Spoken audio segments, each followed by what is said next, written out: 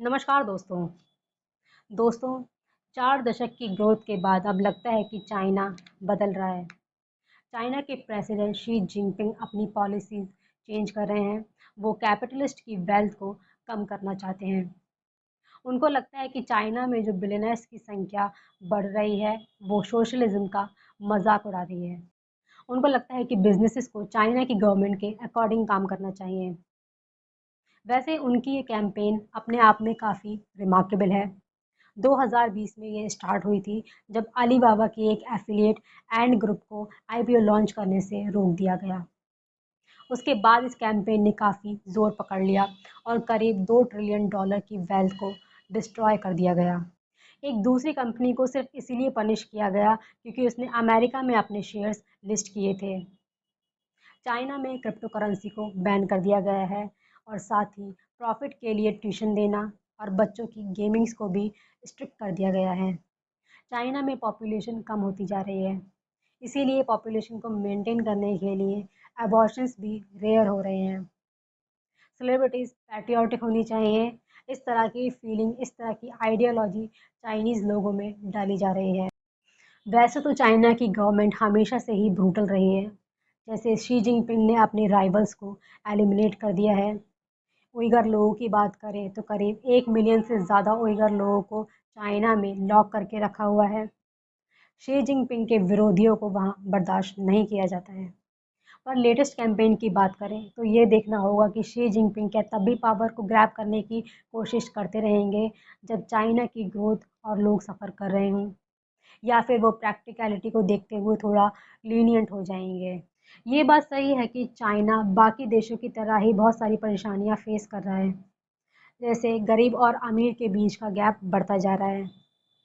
China में 20% Chinese लोगों के पास में 45% इनकम जाती है।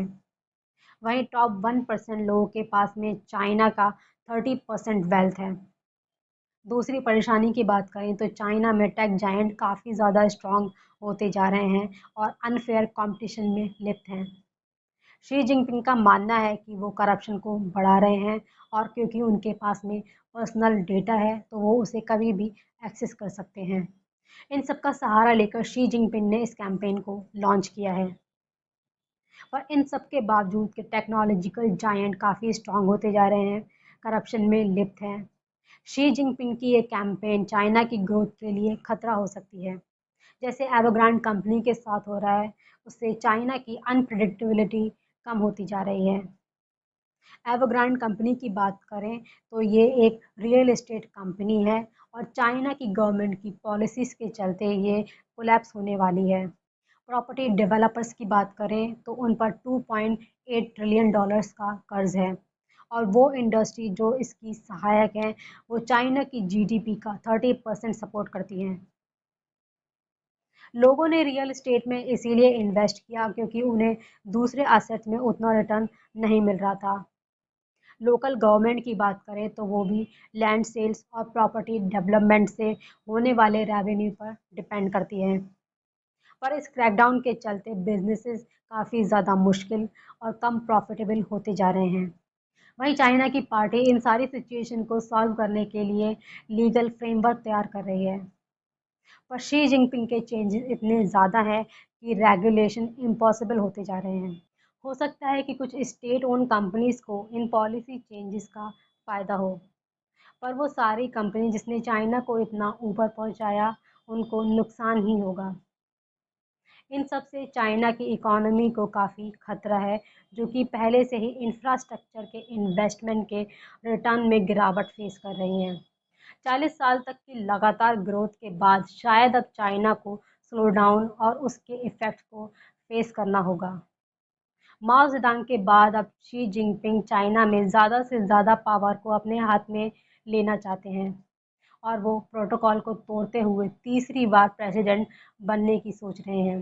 वो लोगों को ऑर्गेनाइज कर रहे हैं ये बताने के लिए कि उनका पावर में रहना कितना ज़रूरी है।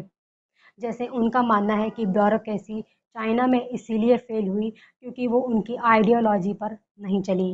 जैसे हाल ही में चाइना में 20 से ज़्यादा प्रोविंसेस में पावर कट हुई क्योंकि ऑफिशियल्स को अचानक याद आया कि उनको कार्बन रिडक्शन का टारगेट पूरा करना है और वो मिस करने वाले हैं। वहीं वेस्टर्न कंट्रीज़ भी ये सारी प्रॉब्लम्स को फेस कर रहे हैं। वहाँ भी टेक्नोलॉजिकल जायंट स्ट्रॉन्ग होते जा रहे हैं। वहाँ भी अमीर और गरीब के बीच का गैप बढ़ता जा रहा है। पर कोई भी देश इन सारी प्रॉब्लम्स को सॉल्व करने के लिए उन पॉलिसीज़ का सहारा नहीं ले रहा जो शी जिनपिंग ले रहे हैं। ये था इस टॉपिक के बारे में। अगर ये वीडियो आपको अच्छा लगता है तो इसे लाइक करें, शेयर करें, चैनल को सब्सक्राइब करें। Thank you.